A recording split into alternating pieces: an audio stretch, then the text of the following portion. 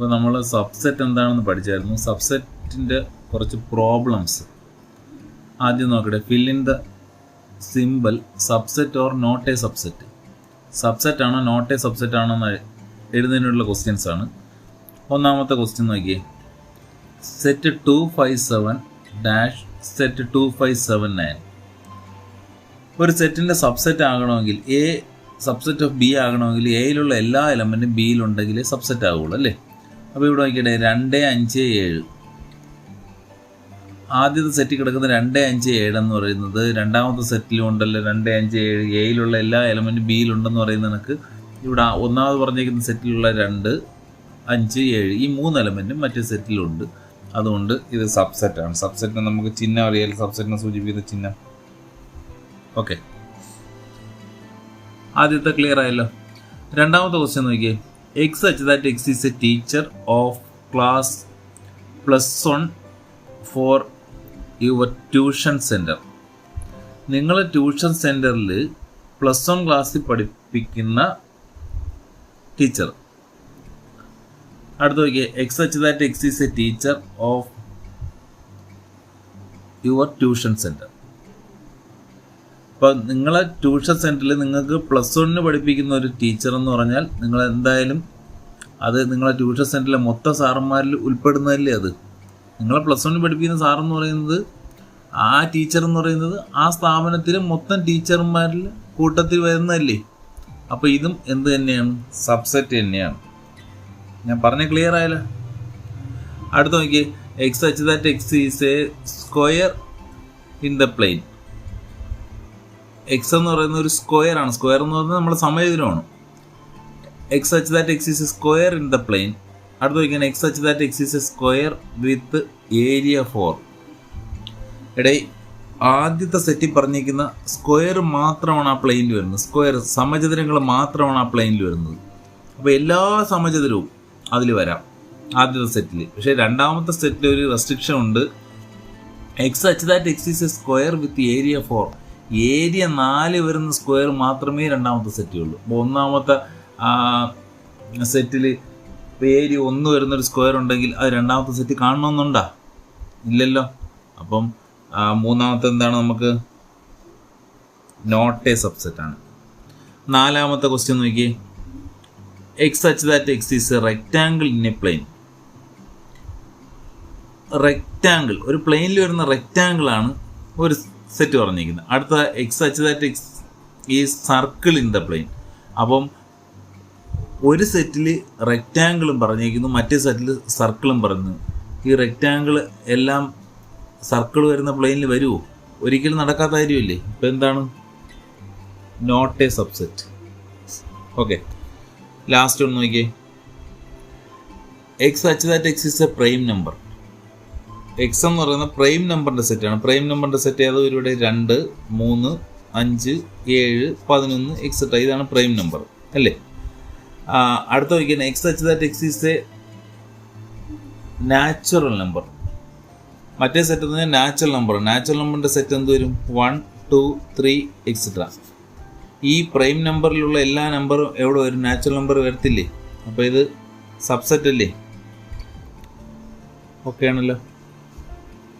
അപ്പോൾ 5 എണ്ണം പെട്ടെന്നാണ് പറഞ്ഞു പോയത്. കാര്യങ്ങളെല്ലാം ക്ലിയർ ആയെന്ന് വിശ്വസിക്കട്ടെ. ഇനി ഞാൻ ടെക്സ്റ്റിലുള്ള ഒരു 5 ക്വസ്റ്റ്യൻ നിങ്ങൾക്കിപ്പോൾ വർക്കായിട്ട് തരികയാണ്.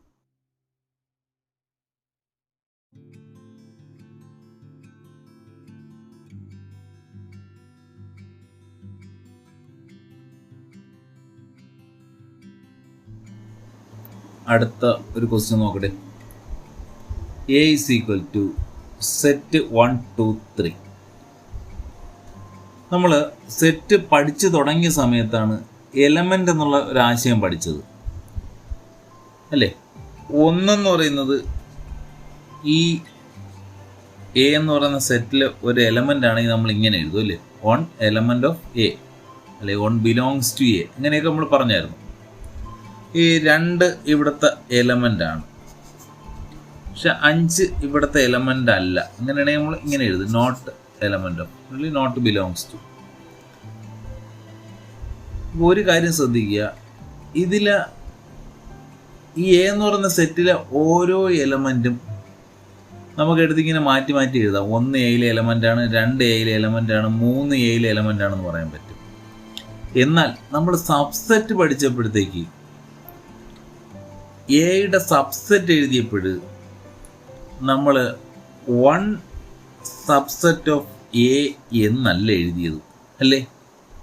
1 സബ്സെറ്റ് ഓഫ് എ എന്നല്ല എഴുതിയത്. അവിടെ എങ്ങനെയാണ് എഴുതിയത്? സെറ്റ് 1 എന്ന് എഴുതിയിട്ടല്ലേ എഴുതിയത്. സബ്സെറ്റ് എഴുതുമ്പോൾ എപ്പോഴും നിർബന്ധമായിട്ട് എന്തും കൂടെ എഴുതണം? സെറ്റും കൂടെ എഴുതണം. മനസ്സിലായോ? അപ്പം 1 സബ്സെറ്റ് ഓഫ് എ എന്ന് എഴുതിയാൽ അത് തെറ്റാണ്. 1 not a subset of A ആണ്. നമ്മൾ സബ്സെറ്റ് എഴുതുമ്പോഴത്തേക്ക് എങ്ങനെ എഴുതണം? സെറ്റും കൂടെ ചേർത്ത് എഴുതണം. അപ്പോൾ 1 സബ്സെറ്റ് ഓഫ് എ എന്ന് എഴുതിയാൽ തെറ്റാണ്. എങ്ങനെ പറയാൻ പറ്റൂ? സെറ്റ് 1 സബ്സെറ്റ് ഓഫ് എ എന്ന് എഴുതാം. അതുപോലെ വേണമെങ്കിൽ എനിക്ക് സെറ്റ് 2 സബ്സെറ്റ് ഓഫ് എ എന്ന് എഴുതാം.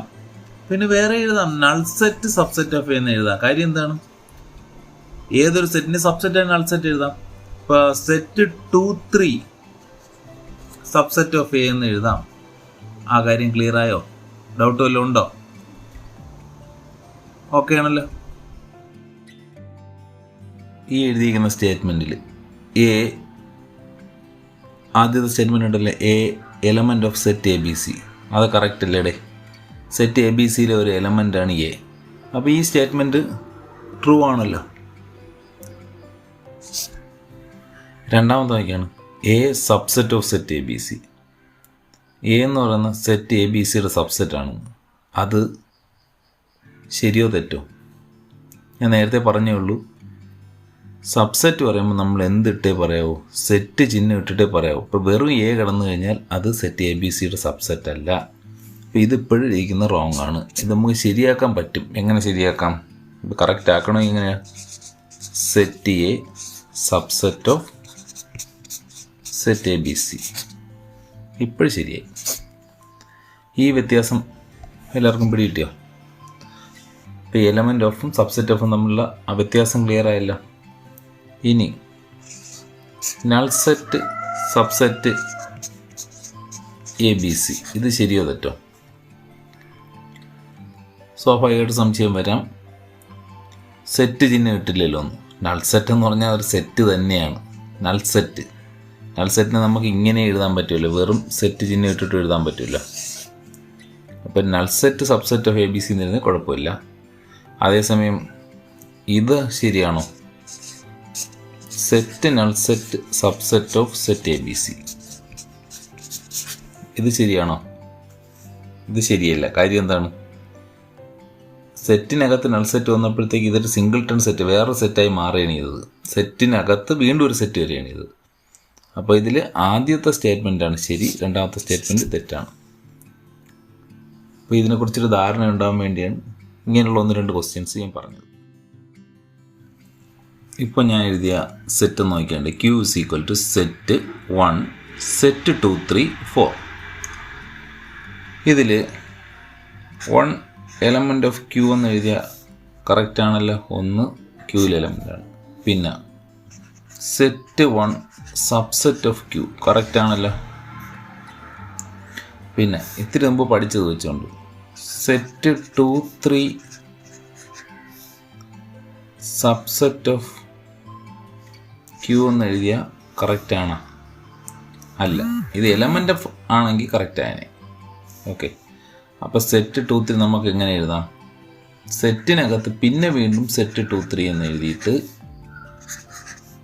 സബ്സെറ്റ് എഴുതിയാൽ ഇത് ഓക്കെയാണ്. ഇനി എൻ്റെ 1-2 സംശയങ്ങളൂടെ ചോദിക്കട്ടെ. നൾ സെറ്റ് ഈ സെറ്റിൻ്റെ സബ്സെറ്റ് അല്ലേ? ഏതൊരു സെറ്റിന് സബ്സെറ്റ് ആയിട്ട് എഴുതാമല്ലോ. Null set subset of Q. ഇനി ഒരു നല്ലൊരു ക്വസ്റ്റ്യൻ ഞാൻ ചോദിക്കുന്നു. Null set element of Q, ക്യൂവിലെ ഒരു എലമെൻ്റാണ് നൾ സെറ്റ്. ഇത് ശരിയാ തെറ്റോ? ഇത് തെറ്റായ ഒരു സ്റ്റേറ്റ്മെൻറ്റാണ്. നൾ സെറ്റ് എന്ന് പറയുന്ന ഒരു എലമെൻ്റ് അതിനകത്ത് കിടപ്പുണ്ടോ? ക്യൂവിനകത്ത് കിടപ്പുണ്ടോ? അങ്ങ് കാണാൻ കഴിയുമോ? ഇല്ലല്ലോ, അങ്ങനെ ഒരു എലമെൻ്റ് ഇല്ലല്ലോ. ഇപ്പം നൾ സെറ്റ് സബ്സെറ്റ് ആയിട്ട് എഴുതാൻ നൾ സെറ്റ് ഇതിലെ ഒരു എലമെൻ്റ് അല്ല. എലമെൻ്റ് ആണെങ്കിൽ എലമെൻ്റ് ആയിട്ട് അതിൽ കാണണം. നൾ സെറ്റ് എന്നൊരു സെറ്റ് അതിൽ ഇട്ടേക്കണം. എങ്കിൽ മാത്രമേ നമുക്ക് അങ്ങനെ എഴുതാൻ പറ്റൂ. അപ്പോൾ ഈ എഴുതിയ സ്റ്റേറ്റ്മെൻറ്റ് തെറ്റാണ്. ഇത് ഏകദേശമൊക്കെ ക്ലിയർ ആയല്ലോ. അപ്പോൾ ഇങ്ങനെ ഞാൻ കുറച്ച് ക്വസ്റ്റ്യൻ ഇപ്പം തന്നത് ഇനി ടെസ്റ്റിൽ ഇതിനോടനുബന്ധിച്ചുള്ള ഒരു ക്വസ്റ്റ്യൻ ചെയ്യിപ്പിക്കുന്നതിന് വേണ്ടിയാണ്, ട്രൂ ഓർ ഫോൾസ് എഴുതാൻ വേണ്ടിയാണ്. അത് നിങ്ങൾക്ക് ഉടനെ തരുന്നതാണ്.